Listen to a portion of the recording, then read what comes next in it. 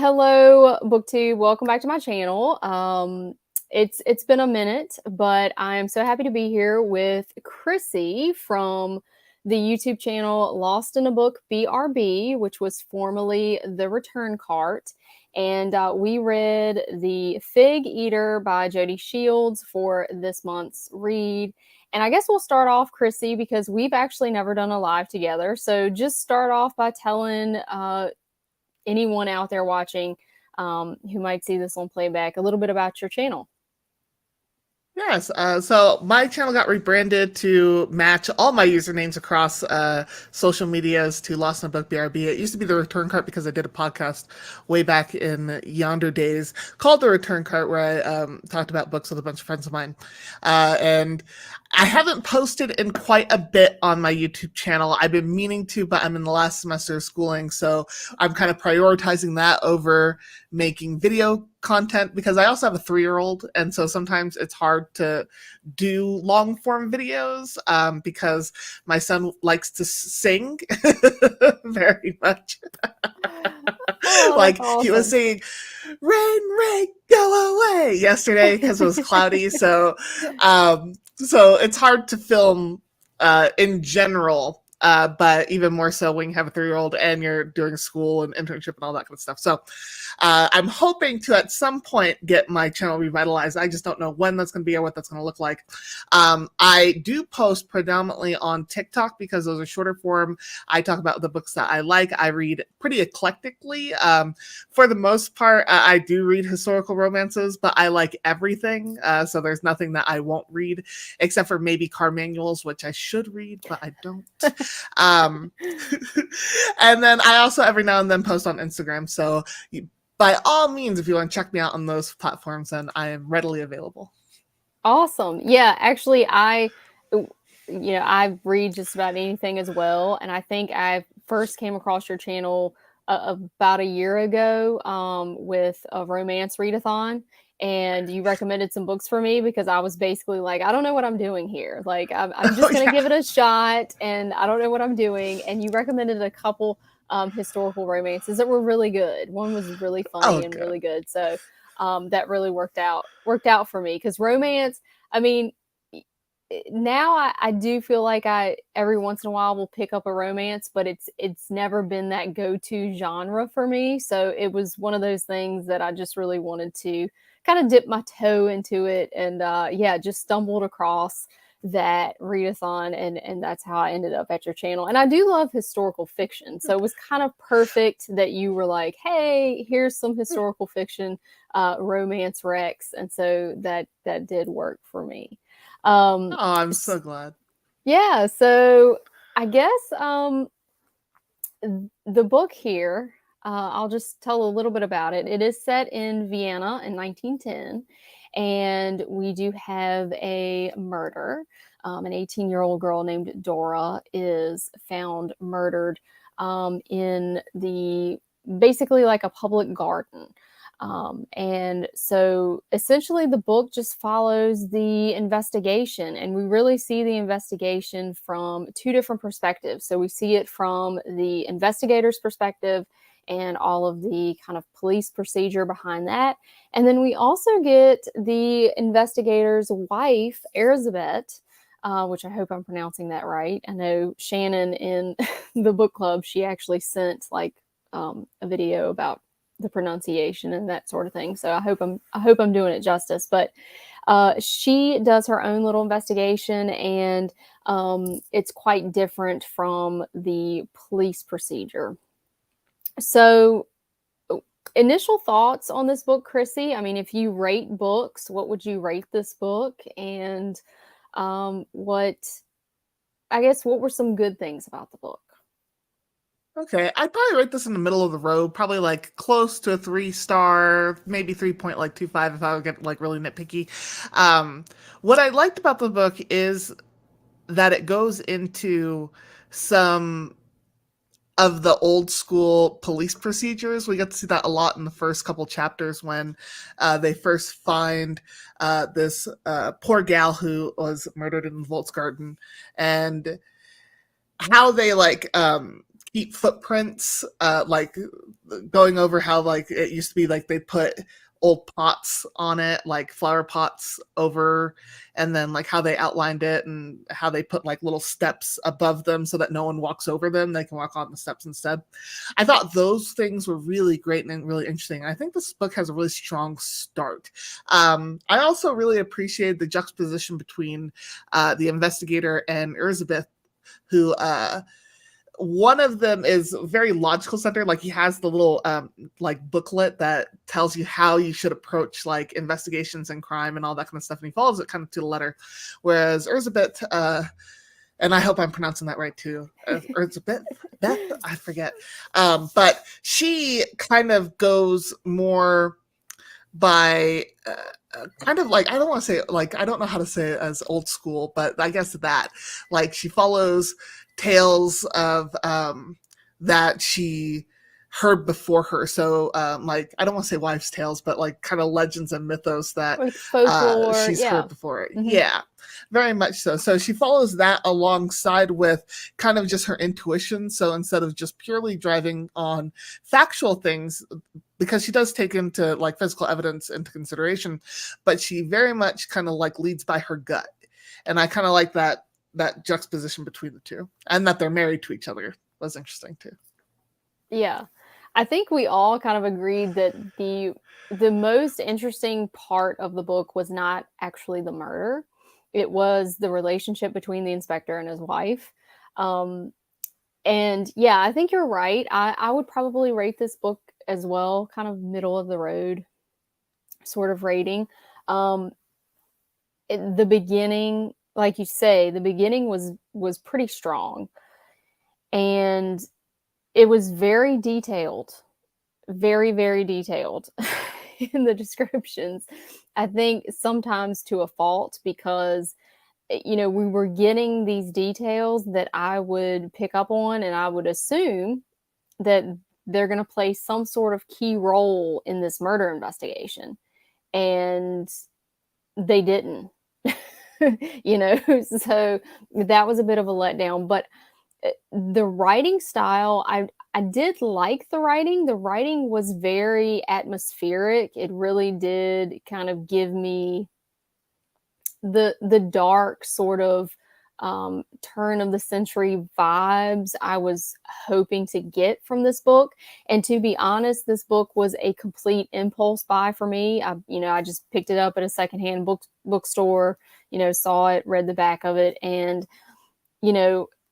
of course I look it up on Goodreads, and the ratings were kind of mid. They were kind of middle of the road there. So, kind of hard to tell. I do like to kind of read things for myself, and not base everything solely on that. But I have to say, I think those ratings were probably spot on,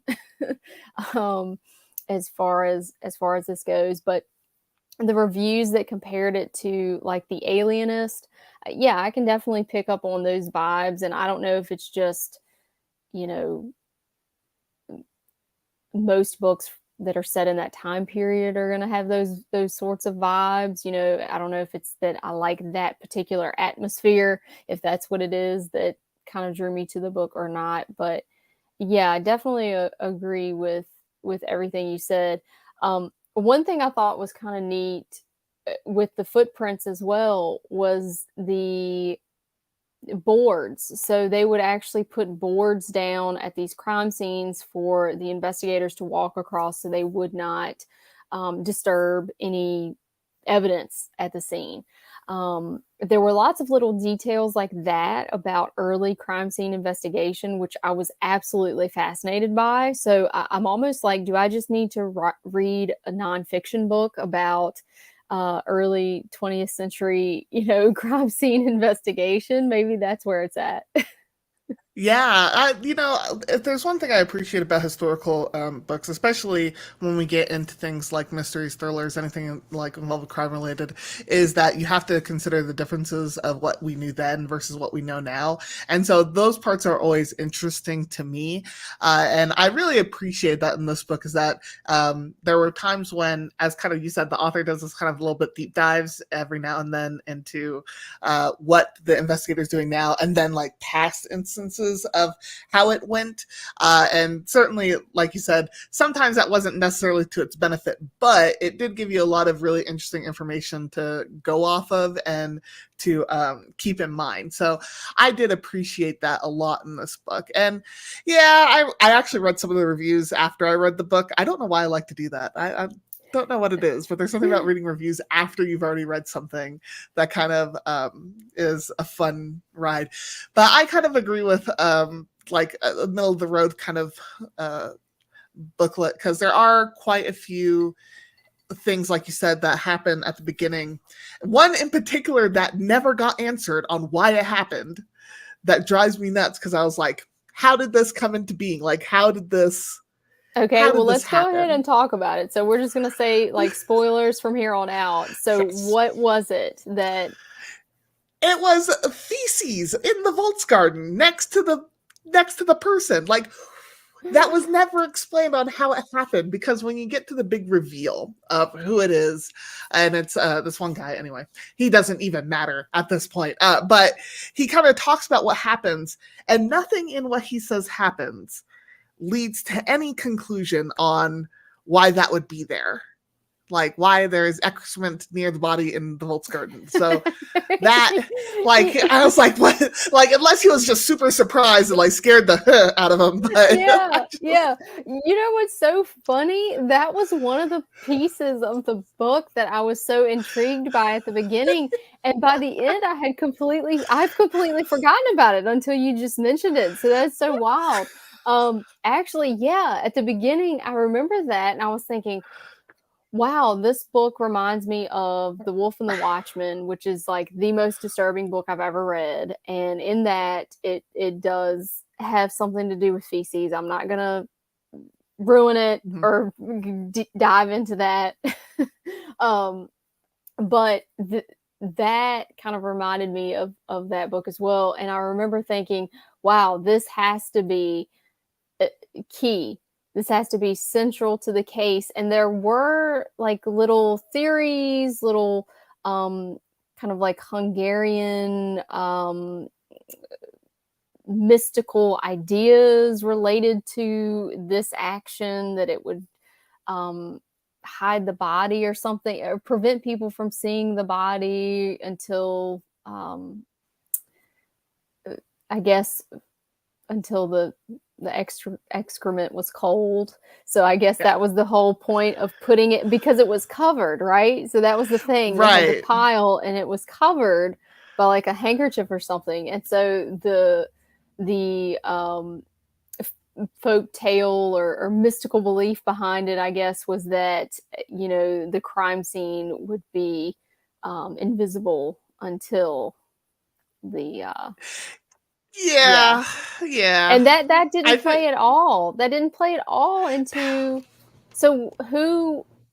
Yeah. Now that you mentioned that, who did that part bugged me so much, because I was waiting for the explanation. I was like, there has to be a reason. Like, there has to be something that happens. Or at the very least, like, it talked about, even if it was just tied into the mythos that it would hide the body.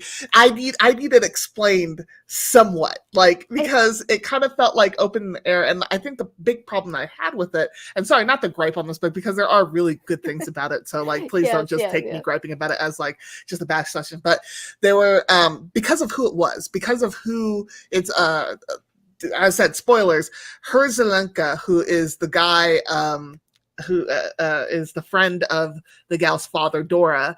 And it just didn't make sense to me, because there wasn't really anything about him in particular that spoke that he believed in these mythos so plainly.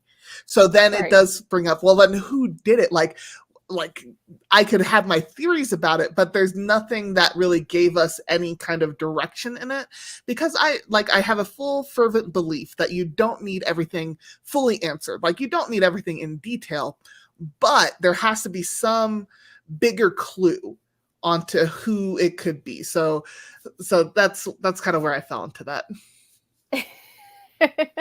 Now I can't get off of this topic because it's bothering me so much now.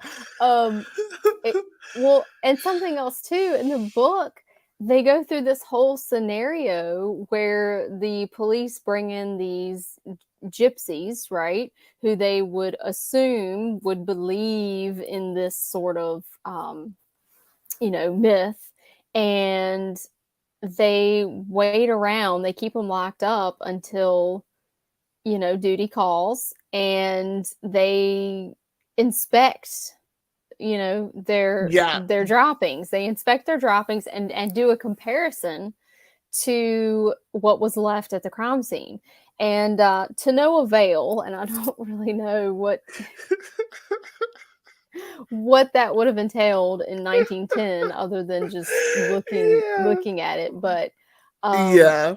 yeah, so she wastes probably a good 30 pages maybe on that whole thing, and nothing comes of it.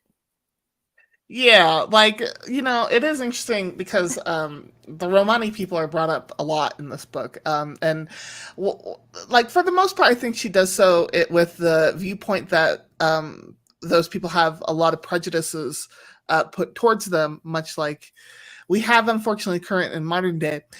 So it was nice to see that she shows like there's just this automatic distrust of people who are Romani, and like not treated very well. So that was that was something that I expected to be in this book that she has. But I did wonder that too. I was like, why why does she have this stuff being explained? And yeah, And the it was guys, just a very interesting part. the guys they picked up off the street too, I think they were kind of like, these police are idiots. Like, what are they doing? Like, Yeah.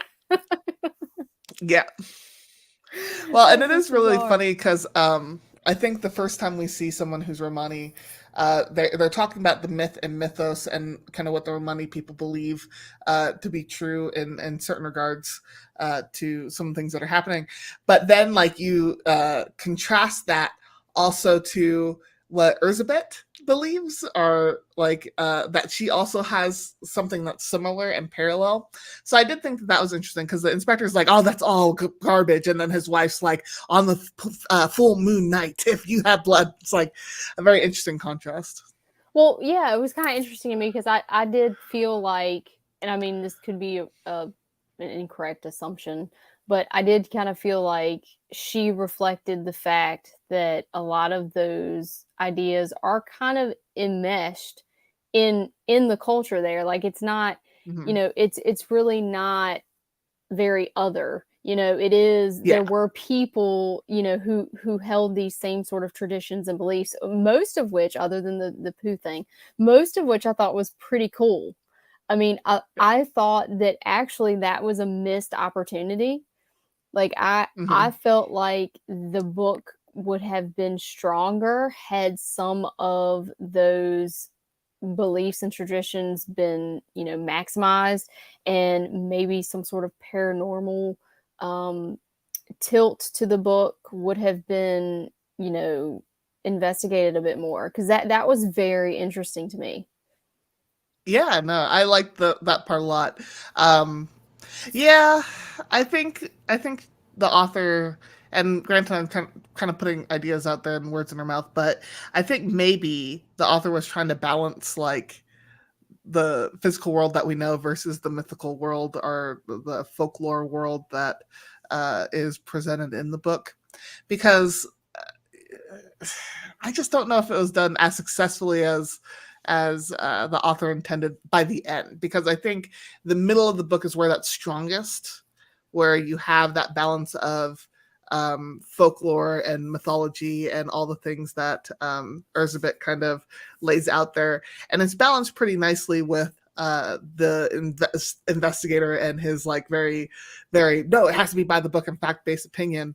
And I thought that was balanced nicely towards the middle. But then towards the end, I think it either did need to be like really ramped up to the point where like her Zelenka also like showcase those beliefs or something. Because I think that's where it was falling for me, is that Erzsébet believed in it wholeheartedly, and so it showcased with her, but then like it didn't really with anyone else, if that makes sense. It's kind of a That weird does one. make sense because, the whole book, she's working really as a tag team with Wally. Mhm. And I'm assuming that's how you pronounce it. She's English, correct? Mhm. Wasn't she from England? Um, and so, yeah, it's kind of interesting, that dynamic as well. What did you think about that relationship between the two women? I actually I like that she put that in there because it was a contrast. I don't even know if contrast is the right word, but it's a showcasing of kind of like a child and mother relationship. I felt like that Wally was really looking for maternal approval, and Erzsébet was uh, not necessarily given it. Yeah. uh, that kind of, sorry to throw these kind of words out there, but like generational trauma, Elizabeth was giving Wally, like, because the way that she was treated, and then she's kind of passing that down, kind of the way that she's expecting it to be. So I thought that was interesting. I think that's the strongest part of this book, is the relationships that are built and developed over the span of the book. The investigator and his wife, and then Elizabeth and Wally, and then even the investigator, and I forgot his name. This is the one that stumps me. It's his assistant, or Franz, I think. Franz. Yes, Franz. So I thought that was also a good kind of parallel as well, because the investigator tries to keep a really, I think, professional relationship, whereas Erzsébet really goes into kind of a maternal and relationship with Wally. What's interesting to me about Erzsébet is how she can kind of turn it on and off, and she does that not just with Wally but also with her husband, because we Mm-hmm. see, some very intimate details with the husband and wife, and she goes behind his back, right, and she's looking through his evidence and all of that, and she's hiding all of these secrets, and when things are stressful or uncertain, she seems to, or if she's really worried about, where the investigation is going, she seems to purposely withhold her affections, not just from her husband, but also from Wally. But what I felt was interesting about that was she did seem to notice that she was doing that, and in some ways try to make up for it, because uh, in the book, like whenever she was withholding affection or being kind of standoffish, or just, I don't know, just maybe depressed, I don't know, maybe she was just depressed by this whole affair, she went overboard with the cooking. It was like she just started like cooking and baking like all these crazy things, and like of course they were all delicious, but like her husband was still not happy because he could tell something was not right in their relationship. Um, what did you think overall about that husband wife relationship in the book? I want to know how these two met, because I like, or rather, how that started, how the courtship and all that started, because with the investigator, as I said, he tries to be more of a logical fellow, and I use logic as kind of a very loosey goosey term for this, for the sake of this book. But he tries to go like straight, narrow, by the book, logical, whereas Erzsébet kind of does not. She will kind of try and make things happen to solve the mystery in here. But at the same time, it was interesting to see like these two both kind of hold each other at arm's length, because it's not just Elizabeth who kind of withholds affection every now and then with her husband, but rather the investigator, I don't think necessarily knows how to necessarily be a loving husband. That's a weird way to phrase it, but he gifts her with things, and that seems to be his kind of way to show his affection instead of I don't know, some other means. And both of them are like that, because Elizabeth, while they do have like physical relations, and that's showcased in the book, there's not really any kind of intimacy beyond that. Their intimacy is either gift giving or food giving, and beyond that, they kind of are strangers a little bit to each other. Yeah, it was an interesting dance between the two, and I really felt it. Like I felt the um, kind of tiptoeing around each other and all of the things left unsaid. You know, this could all be cleared up with basically a few intimate conversations. And neither of them could really bring themselves to do it. And I don't know why. I don't know if it was because they were worried about how it would affect the dynamic of the relationship.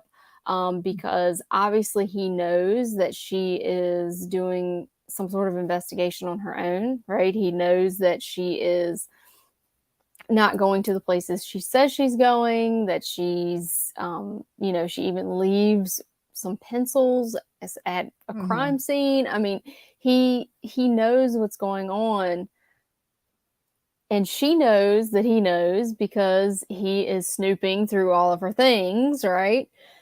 I do think that he's in denial about those things, though, because there's two incidences that kind of caught my eye with this. The first one Okay. is when she leaves out, I think, her parasol or something. She leaves something out that says that she went out, and I forget whether it's like gloves or a hat, and I think it's a hat. Actually, now that I think about it, she leaves out a hat, and he's like, "Oh, where did you go?" And the next day, he never sees the hat again, like never sees it out. This all of a Yeah. sudden, he's like, she just never left it out ever again. She always made sure to put it away.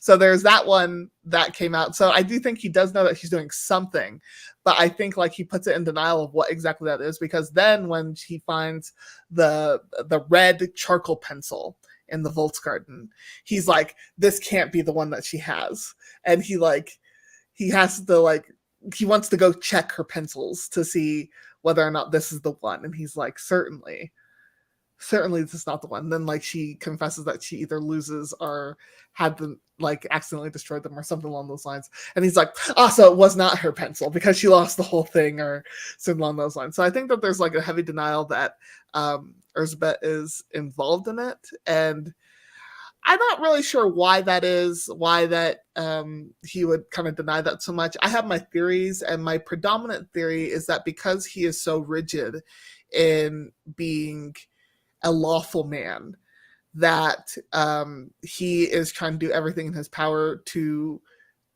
make those boundaries very clear cut and drawn. And I think that's why he never talks to Elizabeth about the crime at all. Yeah, and that's what I think it is, because, and I think Elizabeth knows that. I think she knows. I think this probably happened before where she tried to like find information, found out that he's like a brick wall with it, and then that's why she's kind of going behind his back with it. That's my thought process, at any rate. Yeah. No, I think you're right. It really reminded me of a cheating sort of incident where, like, a spouse, they know that this could completely wreck the status quo if this is true. And so they will be so willing to believe things that most people could look at and just tell, okay, that doesn't make any sense. That doesn't work, but they're willing to accept it. And to me, that's kind of what it felt like. Mm-hmm. And I think that's Yeah. one reason why it was so kind of palpable, this tiptoeing around, is because that's kind of where my mind went. I was like, okay, this is what I would envision it being like, reading into every little thing that your spouse does, if they're, overly affectionate or not affectionate enough, or where did they go today? Why is this hat there? And what all of those clues could mean. I can see that driving somebody kind of crazy.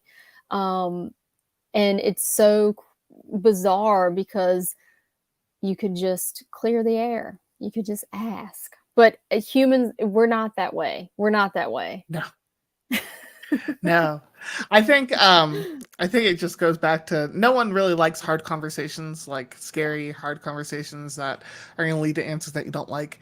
So I do think that the author did a really good job of kind of showcasing that these two are not going to confront each other outright, that they're going to try and get their answers in a little bit more, I don't want to say underhanded, but that's kind of like the roundabout way, beating around the bush kind of way.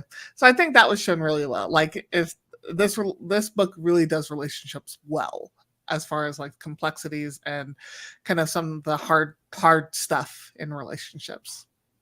What's interesting to me too is that he seems to, he does talk about the gypsies a ton, and as far as being suspects and that sort of thing. But when his wife,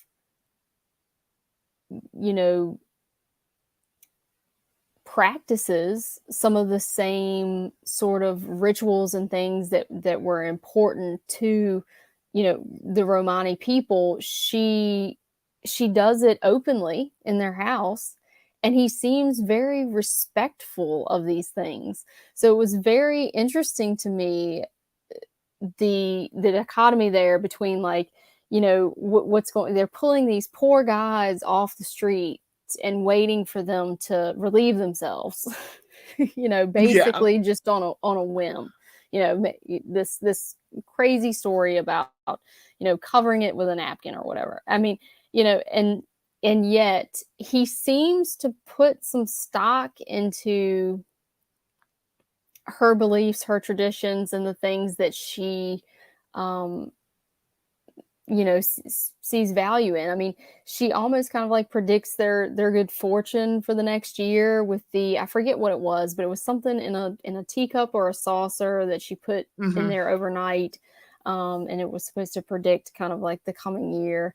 And he accepts these things, so it's kind of interesting to me. It's like, well, if you accepted that, why would you not kind of like get her opinion on some of these things with the crime, if you actually did believe that it was related to some sort of, folklore, mystical belief? Yeah. But I guess that goes back to the gender roles of the time. Like, that's just it. Yeah, I do think that probably fits more into like gender roles and like kind of what it is that is taught to people of both different stations and different gender identities as well. But it is kind of interesting because he does mention it. He's like, oh, well, if you ask my wife, she would say it was this. And like, he does that kind of in thought processes. But yeah, like there's like derision towards people who are Romani versus his wife, who will do active practices. Like, yeah, she did the teacup thing, and then also a certain way that something was cooked determined whether or not it was going to snow soon. Yeah. And that's how they figured out whether or not they should go to the Volksgarten to get whatever it was, or to look for the fig tree. What of the fig? What of the fig? What? That's what I want to know. What is a fig? Like, they give a bunch of what the fig symbolizes, but other than just that Dora liked eating them. See, it's called the Fig Eater. So I was like really banking on the fact that this was going to be the key to everything. And, you mentioned, like, it talks about what the fig is, kind of synonymous with, I guess it's synonymous with fertility, you know, all of the symbolism there. And so I guess that was just kind of the author's cool way to bring in the Freudian stuff and the sexuality and all of that. But it was a big letdown because I want the answers about the fig. How did those Yeah, figs get in her stomach? Who gave her the figs?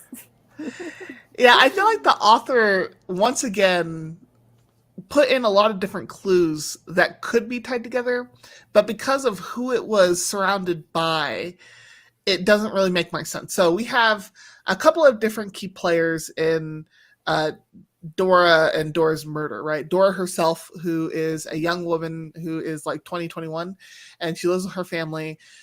When she is autopsy, they find figs in her stomach, and that becomes a clue into her murder. Then there is her mother, who she kind of gets along with and then kind of doesn't. It's this weird back and forth as well.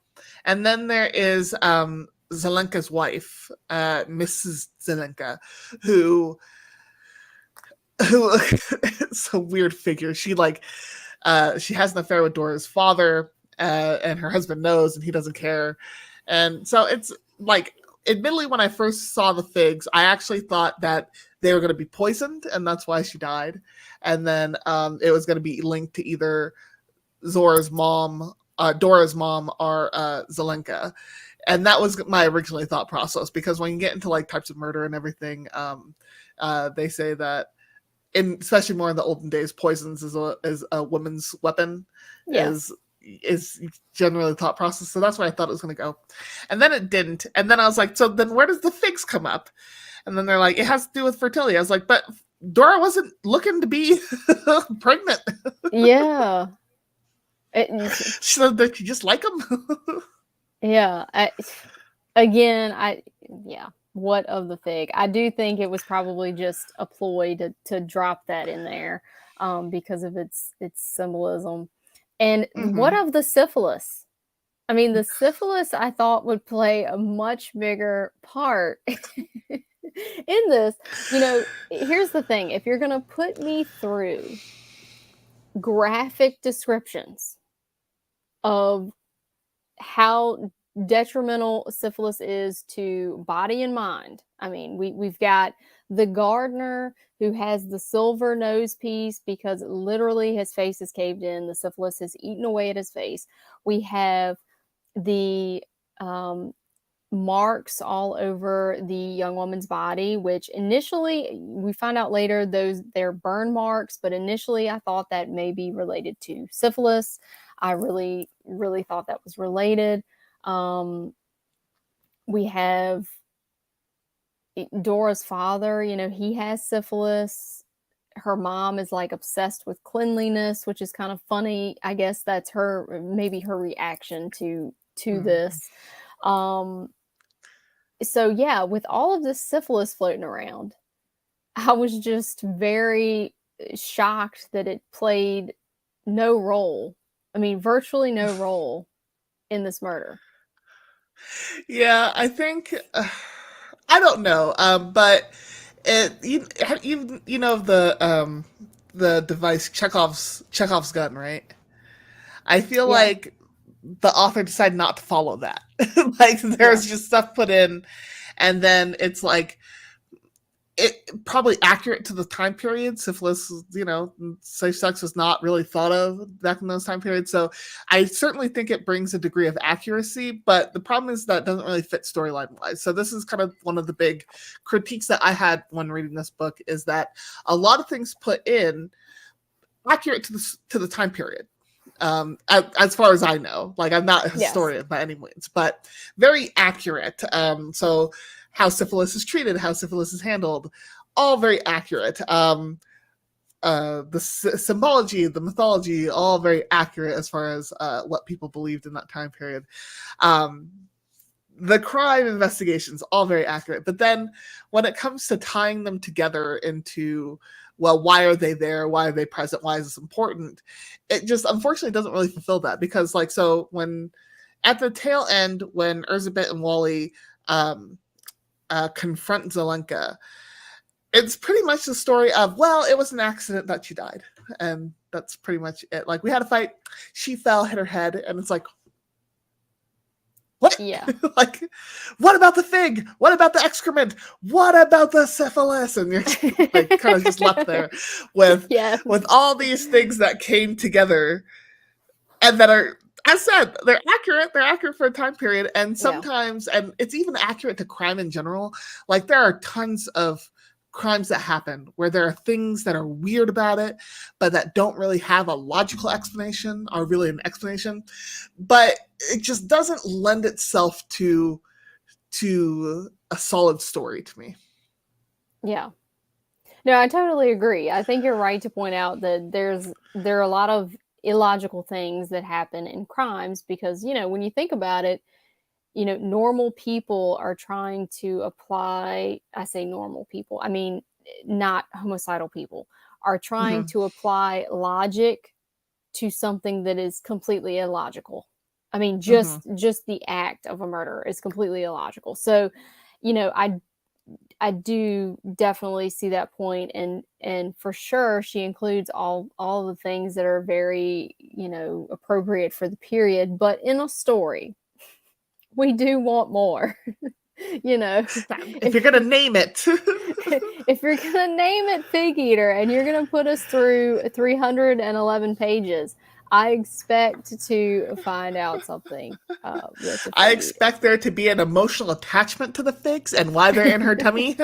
I expect that somebody, like, it needs to be pointed out that someone dropped their drawers to do weird stuff in the Volksgarten. Yes. Like, something. So, and here's the thing with that. She could have worked this into it. So the photographer, Egon, I think was his name. Here's my idea. Maybe he is a bit of a psychopathic sort of like crime scene voyeur. And maybe the excrement was his, maybe that she could have put that into the story that I would have bought. I would have bought it. I would have, been, I don't know if I would have been completely satisfied, but it would have at least answered the question, because there was something kind of odd about him. I think there was something a little off there. For a brief bit of time, I thought he was the murderer. I did too. Yeah. Oh yeah. Especially when you get into the pictures of the woman with below the neck and everything, or that she's veiled. I thought it was him, and I thought that, like, maybe he was doing like bribery things and didn't work out, and he killed her then or something. But it wasn't, and I was so mad. Yeah. Those pictures, at first we think those pictures are Dora. Yeah. And so, of course, I'm assuming that she has been given syphilis, either from Zelenka or quite possibly her father. There was even some weird, like, kind of relationship there. There was something weird there as well. I thought she was abused by her dad for sure. I thought that was going to be a point. So that, I guess the pictures did serve one purpose, because it made me feel a bit more connected to our victim. Because for the most part, our victim is, we don't really know her. Like, I don't feel like we really know her. We're getting all of our information from, second and third hand sources. And it's really just, that was the first time where I was like, oh my gosh, this poor girl. Like, it just made me want justice for her. And then also seeing Elizabeth, I think she goes through a period where she fasts or something, like to try to get justice for Dora. And that too kind of moved me as well. Well, speaking of the pictures, how they get the pictures was like Wally going through the procedure, which I'm pretty sure is just a vibrator. Yes. Because, historically accurate. Historically Yeah. accurate again. Women suffering from hysteria, which would basically just be, listlessness, being unsatisfied in their life, Yeah. Pretty much all the depression, hallmarks of depressions anxiety, and anxiety. Mm-hmm. all of those things. They would, doctors would basically, you know, satisfy them in that way, and happy chemicals were released, and I guess it served the purpose, but that was an actual historical thing. And Yeah. I like how that was actually treated in the book, because it also brings up the question of consent and what is Mm-hmm. actually going on here, because Wally, of course, she's in the doctor's office just basically trying to kill time so that Elizabeth can get some Mm-hmm. evidence. And it's pretty clear by what's going on that they don't really explain to her what's going to happen. And it just occurs, and there's no, I think nowadays we're so like used to, just for a doctor to lay eyes on you, you have to sign like, 45 waivers, and Yeah. this is like a super invasive, intimate thing that's happening, and there is no discussion whatsoever. And it's just considered a medical procedure to cure you of the Mm-hmm. hysteria. Um, Pretty Yes. crazy. Well, Pretty crazy. yeah, and this is where it gets into the really interesting aspects of relationships in that time period, because I have a feeling Elizabeth went through that procedure, uh, because afterwards she's like, "Oh, Wally will get over it." It's kind of like this, "Oh, she'll be fine." Like, Hmm. it's not a big deal. And with this feeling of that, Elizabeth had gone through it and kind of lived with it, and so now Wally's going to have to. And so that's the feeling that I got, at least. And that could explain, I think, maybe some of her ability to like cut things off and not be Mm-hmm. emotional, whereas Wally is still very, you know, em, emotionally um, kind of raw.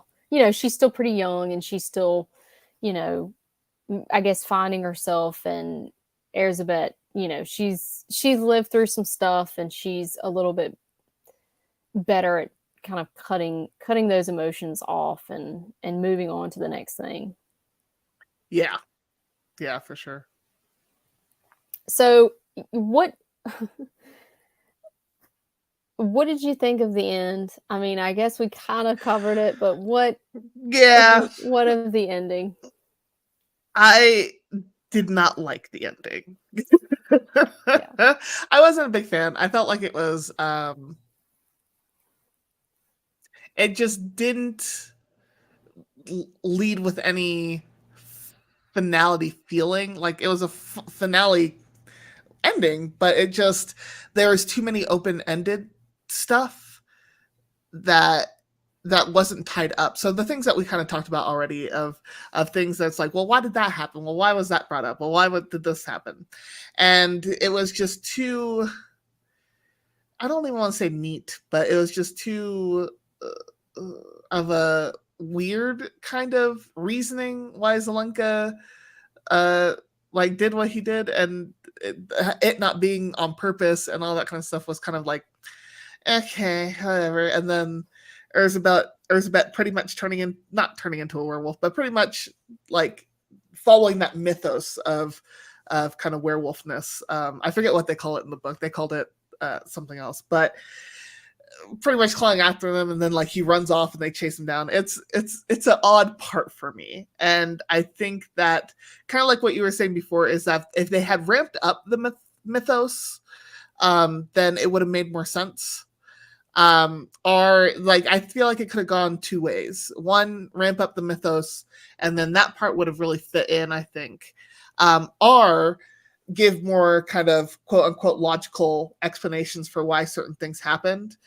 But because it was trying to meet it, I think somewhere in the middle, that's where it kind of got lost. Where, okay, well, sure, the mythos is correct, but then we're trying to have logic to the things that happened, but then we're missing all these pieces. Or we're trying to have logic, but then this mythos thing is kind of weird because we're not fully invested in it. Yeah. So that's my thoughts. For sure. Yeah, it was way too convenient. Here we are, the last like 20 pages, and Wally and Elizabeth confront Zelenka, and he just admits to it. I mean, so he has kept silent about all of this until now, until he's confronted by two women. Yeah, this is not believable. This is, it's like, Law and Order, it's the last 10 minutes, you know what's going to happen.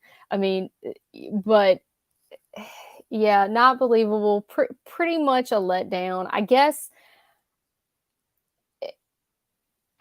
if you think about it, you could say it comes kind of like full circle in that, the manner of Dora's death is kind of the manner of Zelenka's death. I mean, he's, he falls, he hits his head, whatever, she fell, it's kind of, I guess you could say it's full circle, his end and her end, but yeah, I don't. Yeah.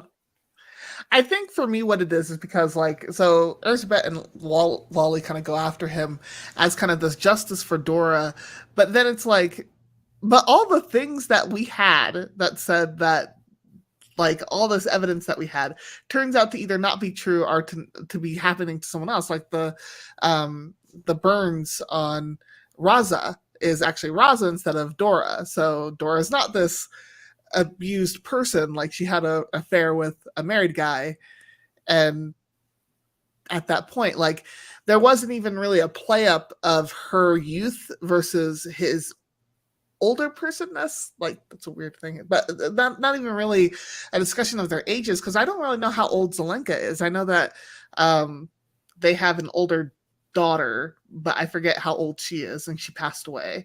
So I don't even know really what the age gap is between them, but there's not even really that kind of power dynamic between Dora and Zelenka. At least that's played out on page. So, like, you can infer it, and you can kind of like put your own perception on it, but there's nothing on page about how that would work out power dynamic wise. Like, did Dora feel trapped in this? Because it didn't feel like she was. Did Dora get like sucked in by manipulation? Once again, there's not really evidence to suggest that, just their age, and that's it. So yeah, it kind of that's the part that kind of like dropped my star rating, because up until the very end, I was like, okay, we still have time to cover like all these missing pieces, and then we get the ending and there's just not really missing pieces put together. Yeah, I think you're right about that, the relationship, and also, it goes back to the fact that we don't know Dora. We Mm-hmm. don't know much about her, period. And so yeah, I think maybe when all is said and done, I think that's one of the big things missing from this book, is getting to know that character and being invested in justice for this character. I mean, I was kind of secondarily invested in it with Elizabeth. Mm-hmm. But yeah, I think it would have made a huge difference had we known a little bit more about, Dora and the dynamics with the relationship with her father, and also Zelenka. I think that would have made a huge difference, and it may have answered some questions about the relationship between her and her mother. That Yeah. Yeah, and the mother Yeah. may have Because known more than she let on. You yeah. know. Yeah. I think the big problem was that everything that we had learned about Dora, or perceived to have learned, turned out to have been someone else. And that was the big problem, is because Yeah. when as you said, when we thought that it was Dora with this like syphilis scarring, you really felt for her, like, this gal went through so much. And then it turns out to be this other person. And you're like, well, okay. And then Yeah. when you think that she's being abused by her dad, nope, that's not true either. Okay, well, she was manipulated by this one guy. From his story and other people's story about it, not true. So yeah, I think some form of empathy towards Dora would have been would have gone a long way to I think making that ending make sense. All right. Well, I guess that just about covers it. So thank you so much, Chrissy, for being my co-host this month. It was, even though it Thank wasn't, you. 5-star read, it was absolutely a delight to read with you and have you in the group. And Yes, if you definitely. want to stay in the group, you don't have to read every month with us. Just you can Oh, pop in yes, every once in a please. while and chat with us. And yeah, I actually have all next year mapped out, I think. So I'll be Nice. releasing those books here soon. Well, I figured if people are like me, like I like to ask for books for Christmas. So Nice. Yes. that kind of That's works. Yeah, no, I just came from this weekend. There's a convention called Bubonicon, which is a sci-fi fantasy convention, and I just caught like a whole bunch of books. My poor husband's just like, "Where are we gonna put them? I don't know, but we'll put them somewhere." He's got But to build you I just some got. more bookcases. I know there's just not enough bookcases in our house. Not There need enough to be more. bookcases. That's it. Yes. All right. Well, thanks so much. And it was really nice chatting with you. Thank you very much. It was wonderful chatting with you. Bye, guys. Okay, bye.